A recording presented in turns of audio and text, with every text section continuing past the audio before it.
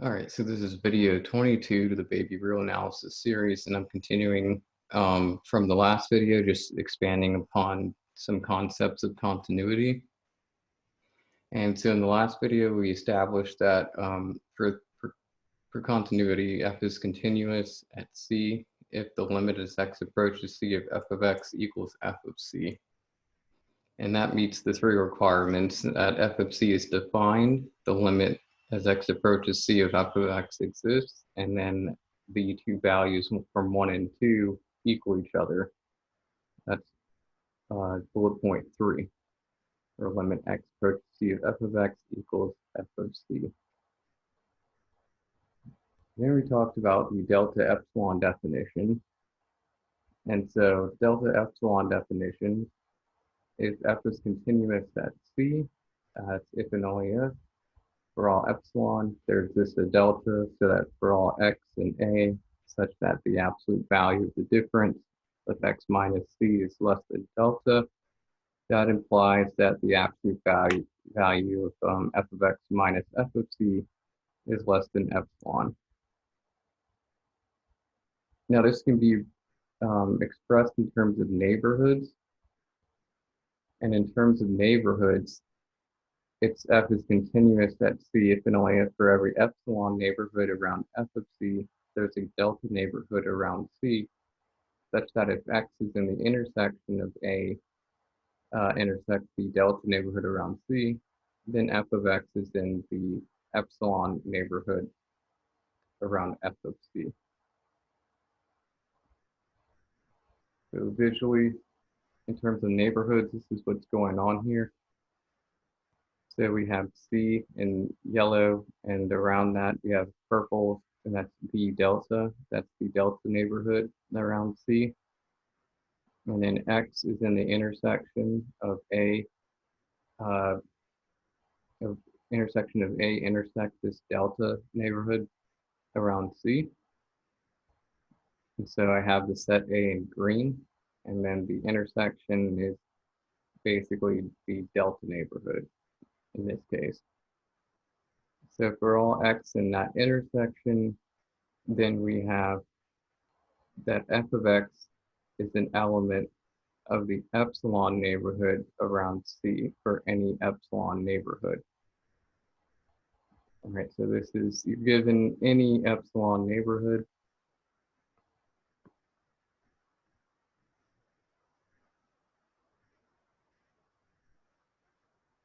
And I'm calling that V epsilon. Then there exists a delta neighborhood.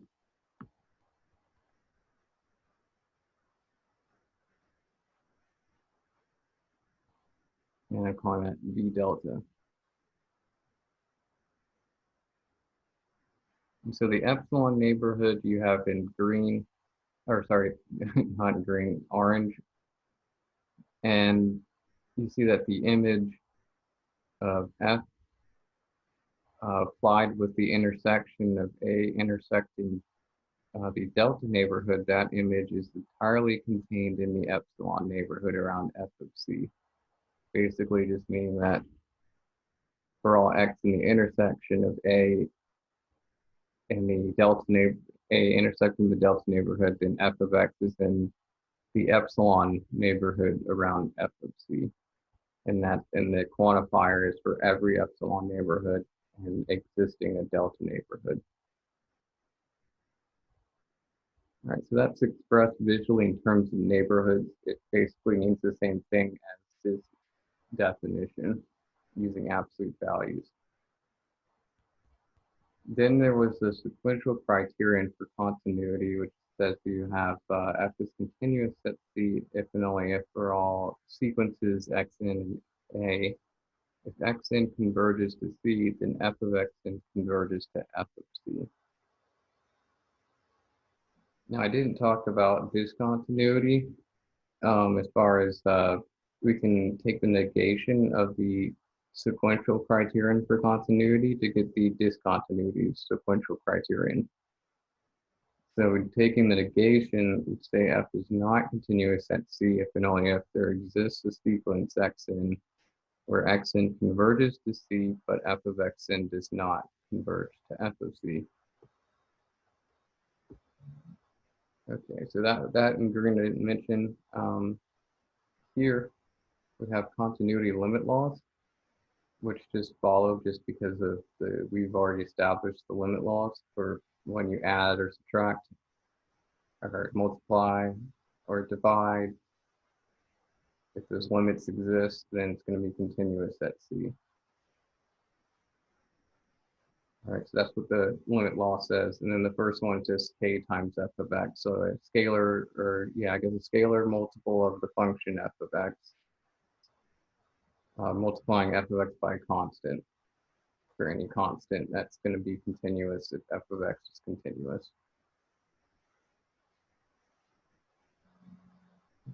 In the previous video, we established that f of x equals x is continuous because we know that for the limit as x approaches c of x, that equals c, and f of c equals c for all real numbers c. Well, since x to the n is x times itself n times, we can use the continuity limit law part 3, versus f of x times b of x, just we're using that repeated amount of times. And we could say that x to the n is continuous, since each x that you're multiplying is continuous. And then we can multiply x to the n by some constant and use limit law of 1 and say that ax to the n is continuous. Now now we can add combinations, like using limit law 2, adding or subtracting combinations of monomials of this sort of structure of some constant times x to some exponent. We apply it to different functions of this form to get polynomial of f of x equals a n subscript n x to the n plus a subscript n minus 1 raised to the n minus 1 power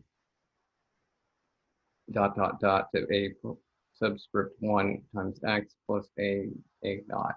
So that is a polynomial, and that's going to be continuous if each monomial that it's composed of is continuous, and you're adding continuous functions together to make another continuous function. The polynomials are continuous. And if polynomials are continuous, then rational functions are continuous, provided that the denominator g of x does not equal 0, because a rational function is just a quotient, and by using limit law 4, a quotient of two continuous functions is continuous as long as the denominator is not 0 for the x values in the whatever domain. So a rational function consisting of polynomial in the numerator, polynomial in the denominator, that's going to be continuous. All right. Now, composite functions, if you have two subsets, A and B, of the reals, and you have the function A going, or function F going from A to the reals, and function G going from B to the reals, be continuous, or be functions such that the image of F of A is contained in the set B. If F is continuous at C and A, and G is continuous at B equals G of C as an element of B, then the composition G composed with F as a function from A to the reals is continuous at C. And so to prove this, I'm going to use the neighborhood definition of continuity. So using this in yellow, I'm going to apply it for the composite function as far as those being continuous. So we got three sets going on here. We have like the target set is the real numbers, and the domain is A. And then since we have F and G, we have function F going from A to the reals and a function G going from B to the reals. So we have sets A and set B, and then we have the set of real numbers. And this is the sketch that I drew. So what does it mean? So what we need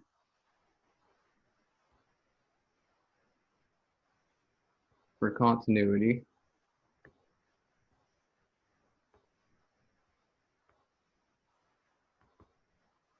we need for any epsilon neighborhood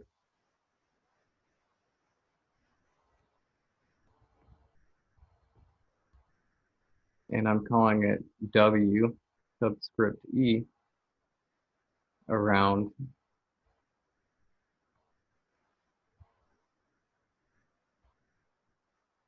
G of B, there exists delta neighborhood, but in this case, our domain is set A. So G of B is, let me erase this, where B equals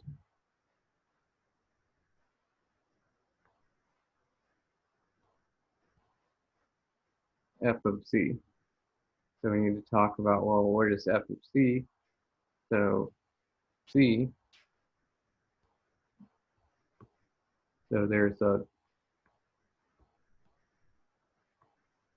some neighborhood in the set A that's around C, and that neighborhood is, I'm calling it a theta neighborhood.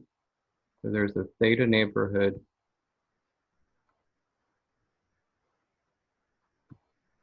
around C,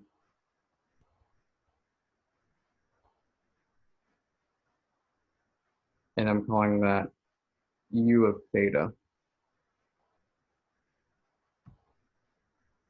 So that for all x in this neighborhood,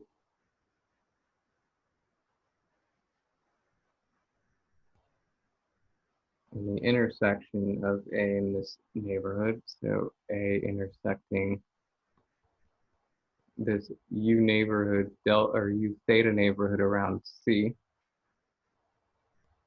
the image G composed with F of X is an element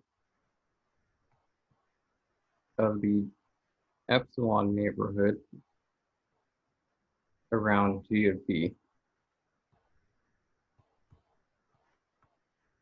And G of B, or B is equal to F of C.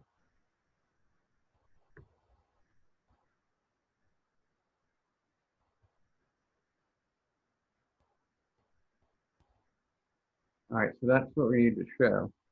Again, so we need for any epsilon neighborhood, calling it W epsilon around G of B, where B equals F of C, there's going to be a theta neighborhood around C that I'm calling U subscript theta, so that for all x in the intersection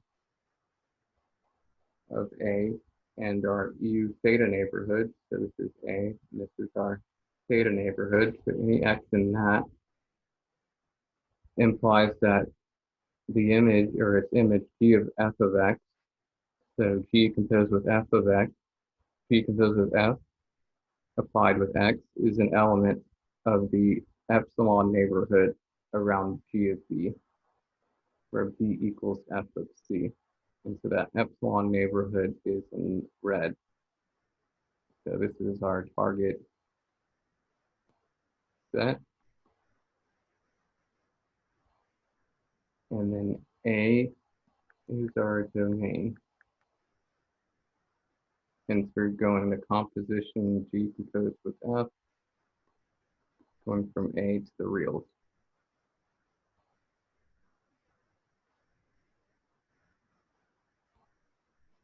And we have to use the fact that F and G are continuous. And so I use the fact that F is continuous by stating that for any delta neighborhood, B of delta around F of C, there exists this theta neighborhood U, so that for all x in the theta neighborhood in U, you have F of X as an element of the delta neighborhood around F of C. All right, so that's using the continuous, using the fact that F is continuous. and then use the fact that G is continuous by stating that we can find an epsilon neighborhood, or there's any epsilon neighborhood around G of B, there exists this delta neighborhood in B, so that if B is an element, or if or any value, let's say f of x is an element of C of delta, then G of f of x is an element of the epsilon neighborhood around G of B. All right, so that's the idea. Here's the proof. So let W subscript epsilon be any epsilon neighborhood of G of B. And again, B is f of C. Since G is continuous at B, there's a delta neighborhood, V of delta of B equals f of C, so that if Y is an element of B intersecting V subscript delta, then G of Y is an element of W subscript epsilon. All right, so we're all the Y's in here, and then the G of Y.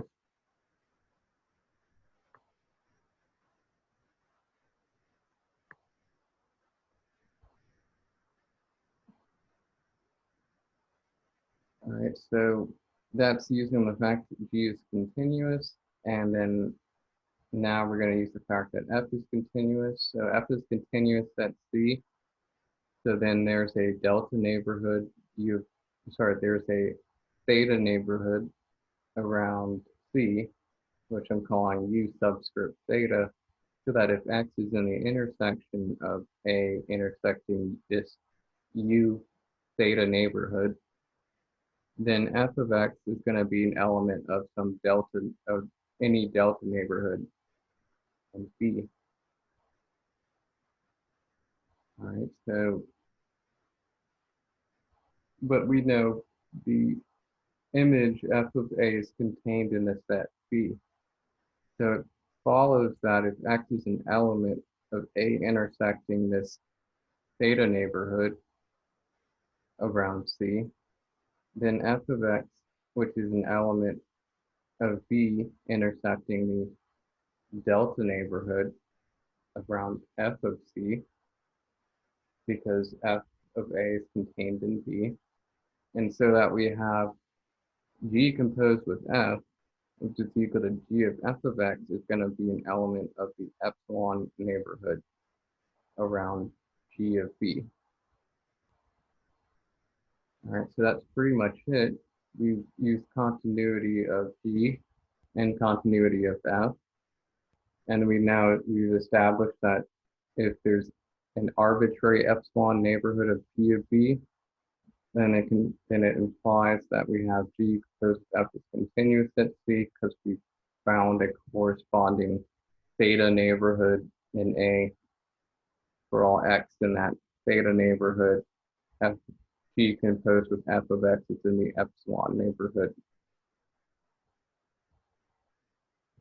All right, so that's the proof for that.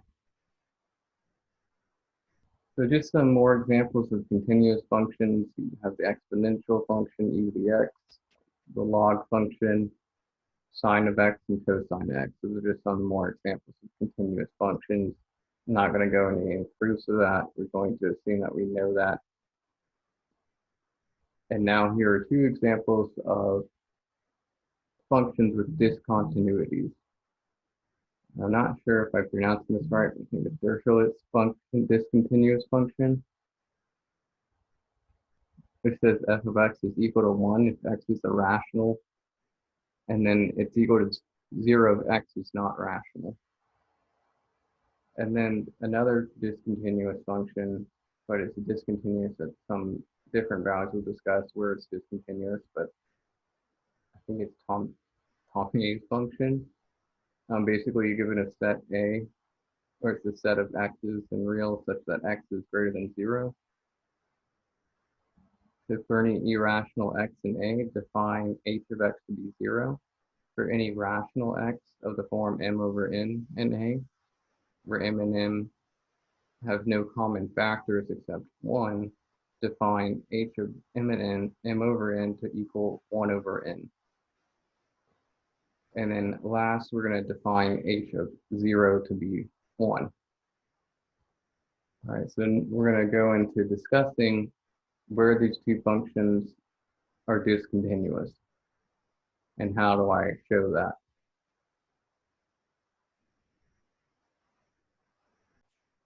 All right, so before I go into proving these are discontinuous and where they're discontinuous, we call that the density theorem.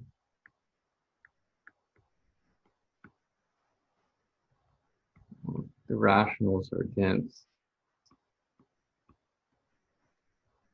meaning that for any x, y that are real numbers,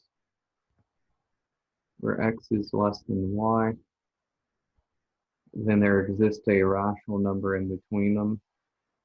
So x be less than, let's say, p over q,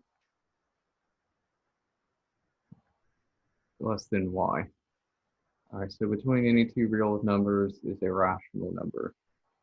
And then the corollary to this is that the irrational numbers are dense.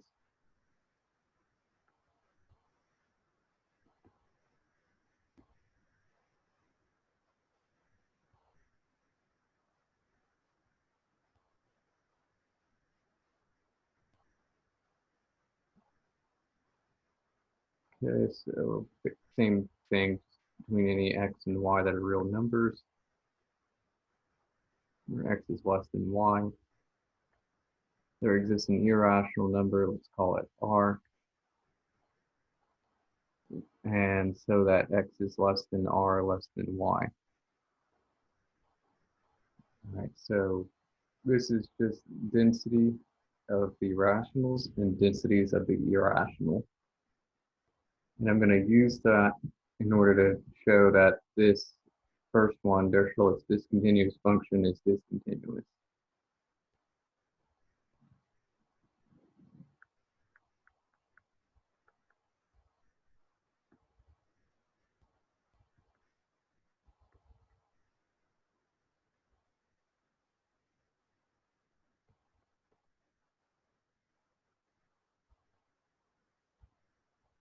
All right, so my claim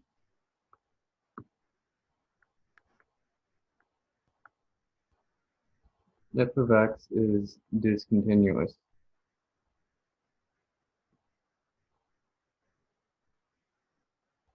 Specifically, it's discontinuous at any rational and any irrational.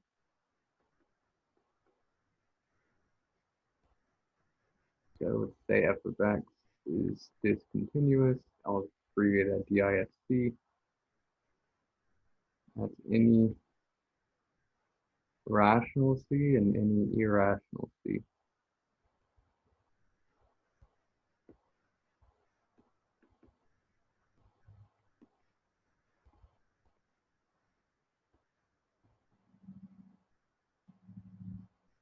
All right, so how am I going to show that? So I have two cases. I have case one if C is rational, and I'll have a case two where C is irrational. How do I show discontinuity then? So to show discontinuity,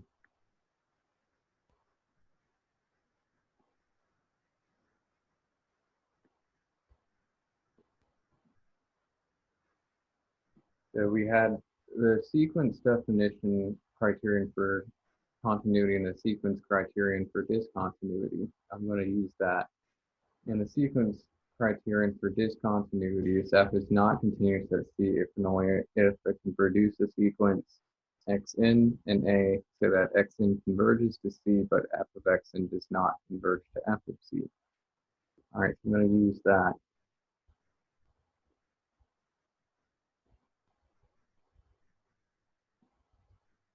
So if you have a function f in the reals, then F is discontinuous if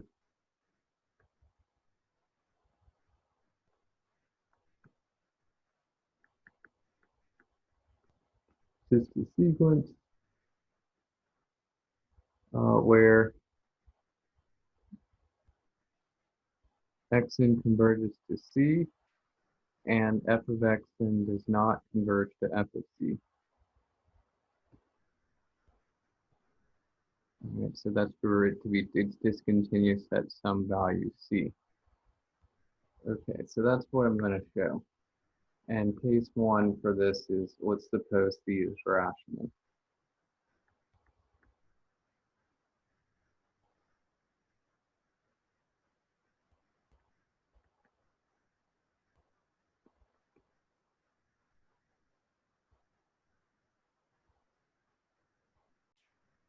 All right, so what does that mean? So based on our function and how it's defined, if x is irrational, the function evaluated at x is 1. So f of c is equal to 1.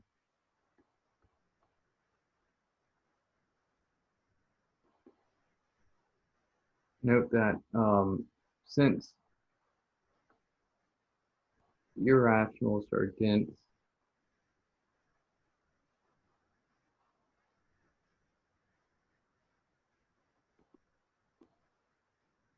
and are, there's going to be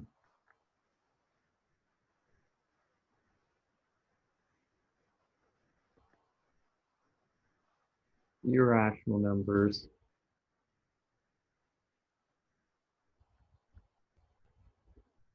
around any neighborhood around C.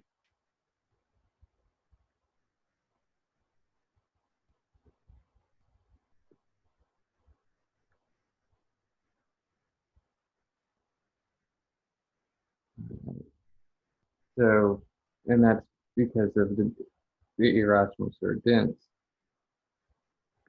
So find a sequence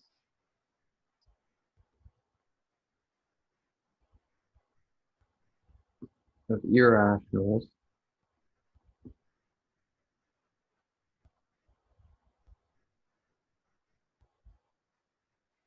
around C. And let's say that, so we're going to say there's going to be a sequence, so let x in be irrational for all indices in the naturals, so that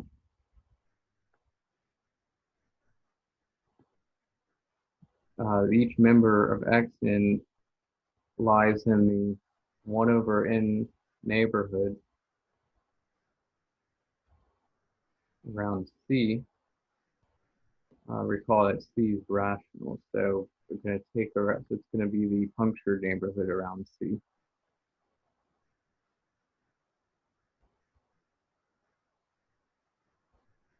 All right, so because the density of the irrationals, we can take there's always going to be irrational numbers around some real number C, whether it's rational or irrational. So let's take all the irrational numbers that are within 1 over n around C.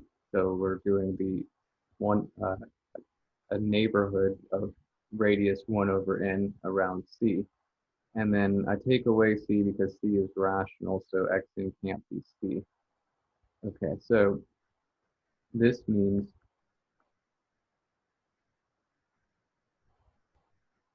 that we have xn converging to C for all xn in this neighborhood. But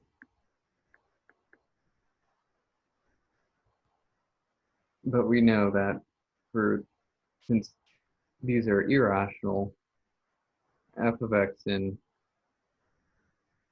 is going to be 0 for all n in this sequence because they're irrational. However, so we found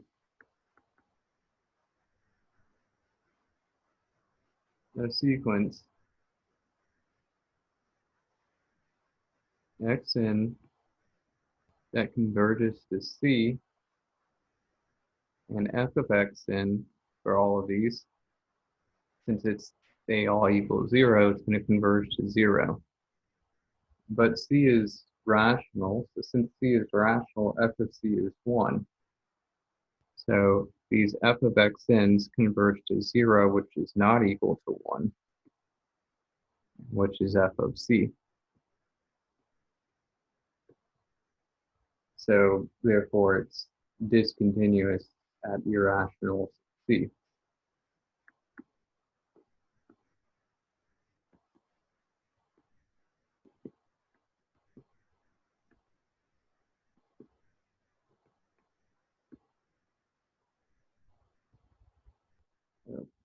Rational. I produced a sequence of irrational numbers around a rational number C to get this.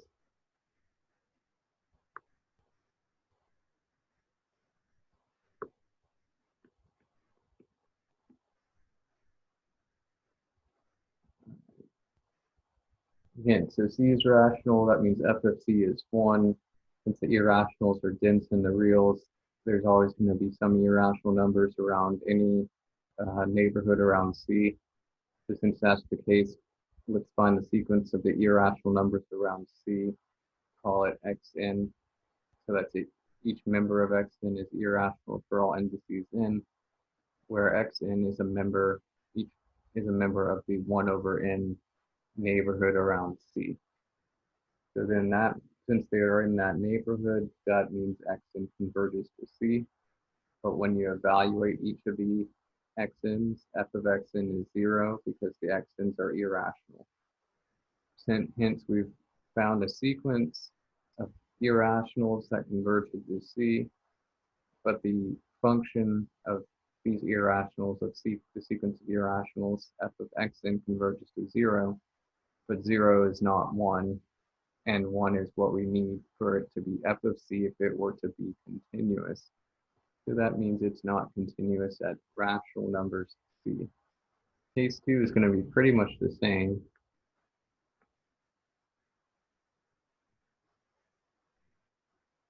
Suppose C is irrational. I'm going to use the same argument, only this time we use the fact that the rationals are dense. If Q is dense, first, well, if C is irrational, that means f of C is 0. Okay, so for this, since Q is dense, then we can find there's always going to be rational numbers around the real number C, whether C is irrational or rational. So let's find the 1 over n neighborhood. So and I'll give it a different subscript. Let xk be rational for all indices k,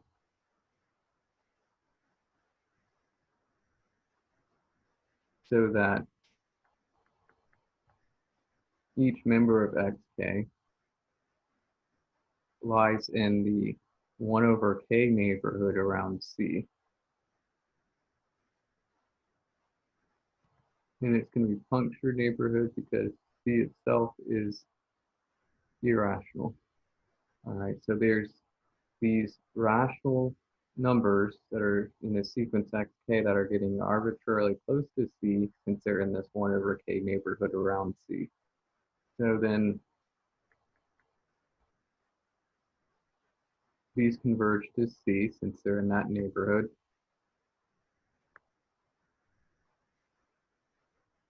And when we evaluate each of these, f of xk, that's going to be 1, right? Because the function's defined to be 1 for all the rationals. So that's equal to 1, but that's not 0.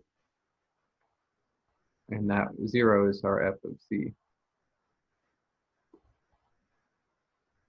Okay, so then f is discontinuous at all irrational numbers c.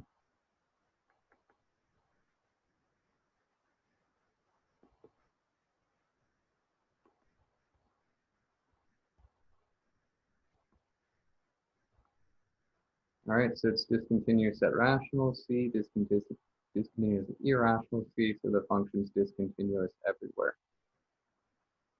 All right, so that's how I did that, and it relied on using the fact that the rationals are dense and then the irrationals are dense. Notice that for the first case, if I chose C to be rational, I form a sequence of irrational values. Whereas if I chose C to be irrational, I chose a sequence of rational values because the function's equal to two different values for whether it's rational or irrational. Okay, so that's that one. Now the next example.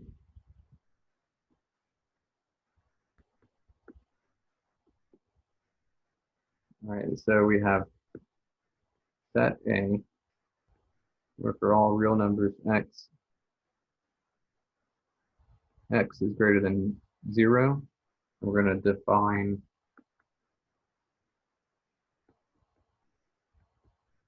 h of x to equal, so yeah, let me find it real quick. So h of x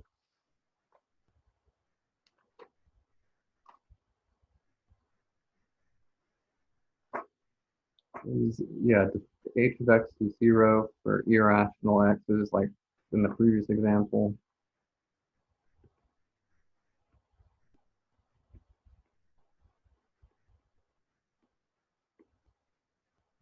And then h of x equals 1 over n for the rational x's in A, where x equals m over n, and m and n have no common factors except 1.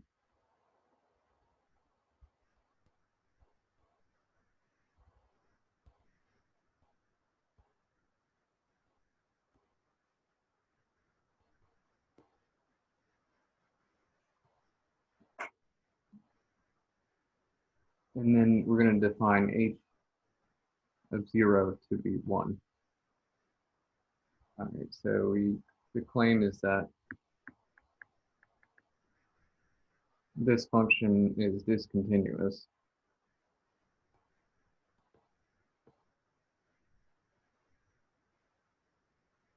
And so we need to find where is it discontinuous.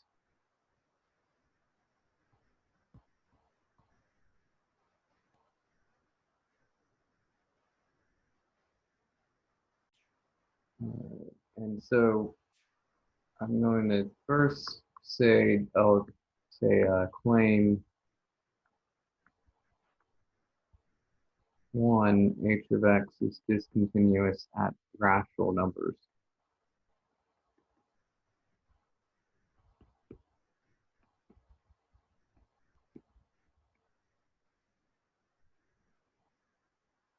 And then I'll say that's going to be C equal to M over N.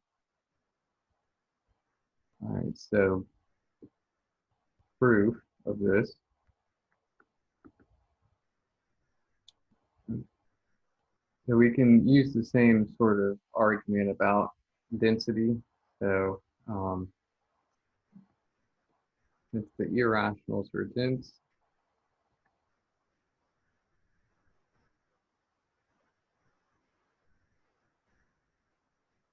there exists some sequence, I call it x of k, that's in the 1 over k neighborhood around this value m over n, or this value c. Take away c,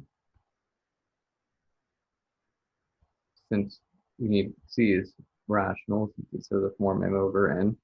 But there exists a c, because of the density of irrationals, there's always going to be some irrational numbers in an open neighborhood around that value C. So let's collect all the terms of a sequence, call it xk, where each member of this sequence of xk are all irrational. So xk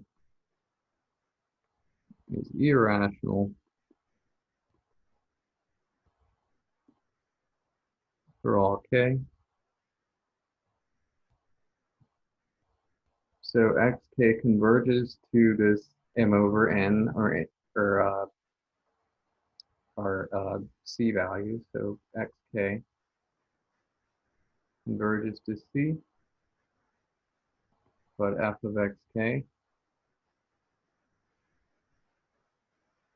that's 0, right? Because this is just like the other one, like it's 0 for irrational values. So xk is, f of xk is 0. Now that's not equal to 1 over n, where 1 over n is f of c, since that c is m over n.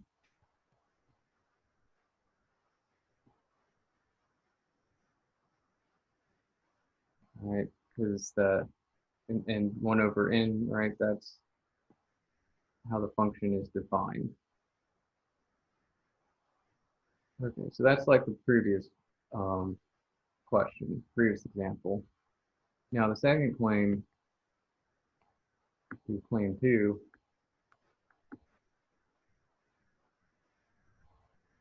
show that h of x is actually continuous at irrational c.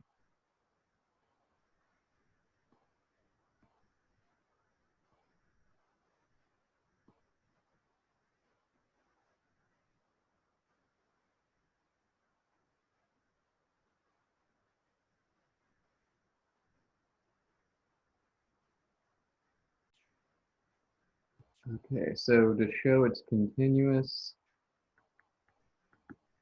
wish to show that for all epsilon, there exists a delta.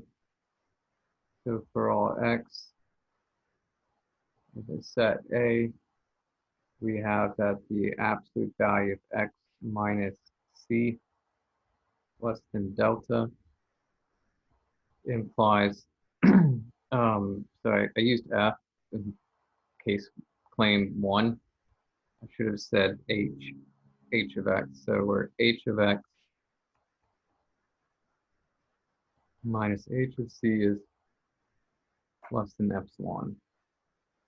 Well, we know that we're using irrational c. So h of c is 0. So we're going to have x minus c less than delta implies that h of x is less than epsilon.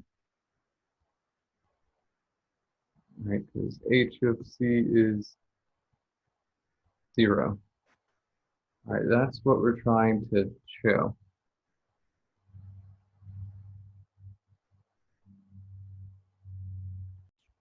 Okay, well, by Archimedean principle, so given epsilon,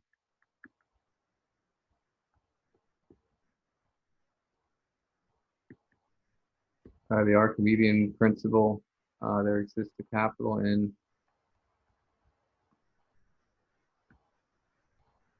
where 1 over capital N is less than epsilon for any real number epsilon. So essentially I want to say that for all little n bigger than capital N, 1 over little n is less than 1 over capital N, which is less than epsilon. And how can I go about doing that and make the fact of using delta somehow in this?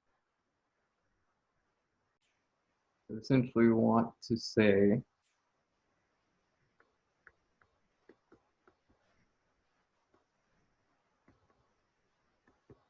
that for some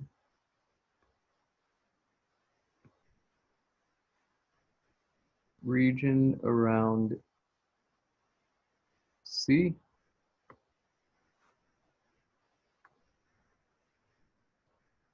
we get that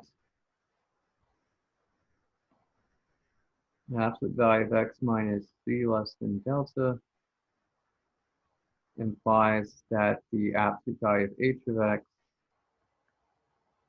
which we know is less than or equal to h of x, is going to be less than 1 over capital N less than epsilon. That's what we're trying to get.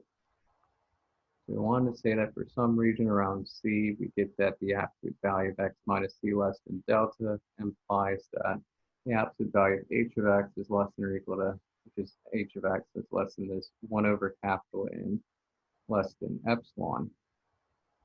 So how are we going to do that? Now, one thing to note,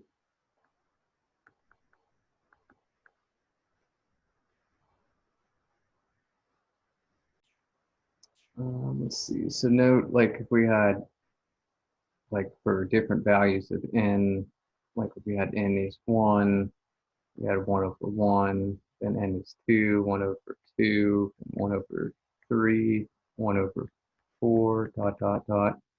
And then we get to some spot where it's 1 over capital N.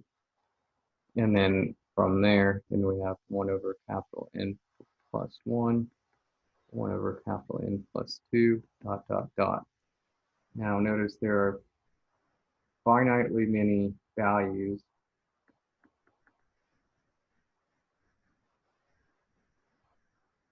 and notice our rational function is such that, or a function is such that if x is rational or it's m over n, that's it equals 1 over n. So there's going to be finitely many rationals which will produce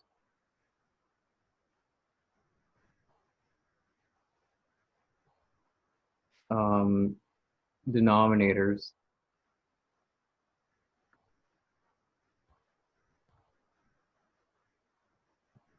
less than capital N, well, because capital N in itself is finite, so there's finitely many before a finite number. All right. And recall that x is of the form m over n in lowest terms.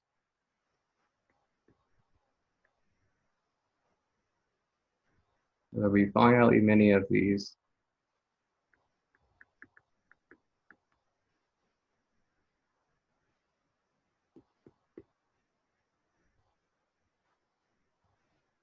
Which will have denominators less than this index capital N.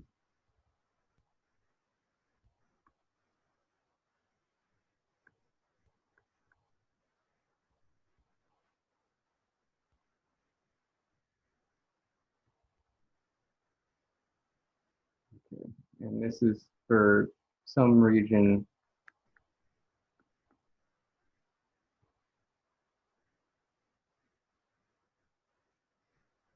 around C.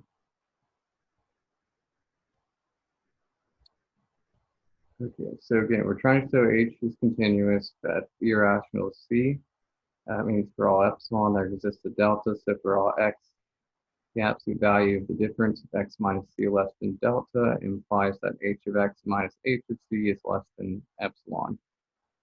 And I'm focusing on rational values x because obviously if we have irrationals for x, then it's trivial that's going to be less than epsilon. So we focus our attention on the x values in which they're rational. And there's going to be finitely many of them, rational x values that have denominators less than this index capital N for some region around C. So just to make it easier for ourselves, let's say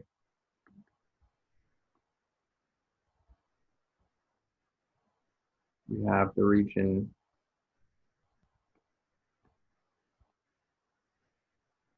C minus 1, C plus 1. Okay, so then there's going to be finitely many x's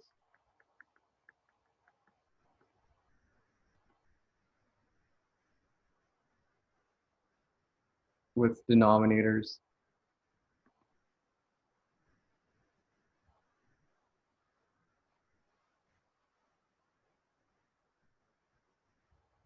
less than capital N that are elements where x is an elements where these x's are elements of c minus 1, c plus 1.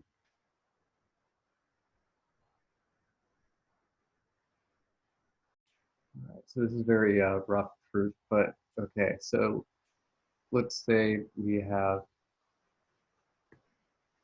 this is our interval, this is c, c plus 1, c minus 1. Let's say we have n, so like that's n, and everything we have like, these are the x's with denominators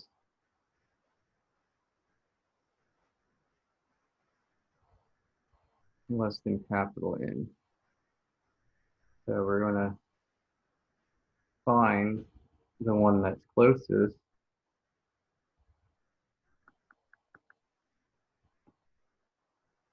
find the x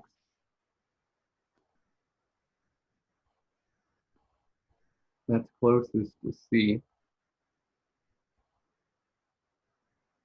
where it has this denominator that's less than capital N. So out of these x's that have denominators less than capital N, I'm going to find the x that's the closest to c.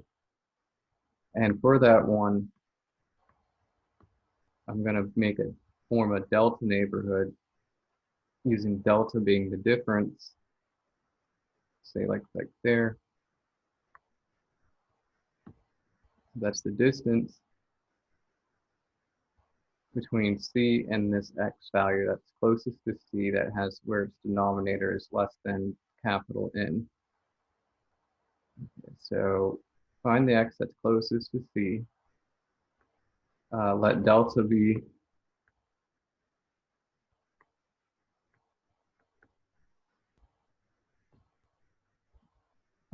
this distance.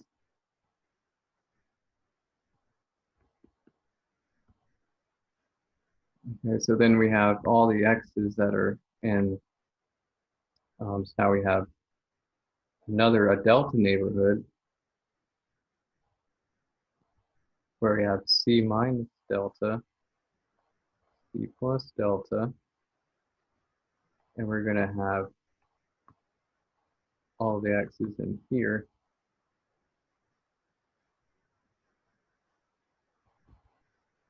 So let delta be this distance. Then we have, all right, again, so for the x's, there's finitely many x's with denominators less than capital N. Why is it not?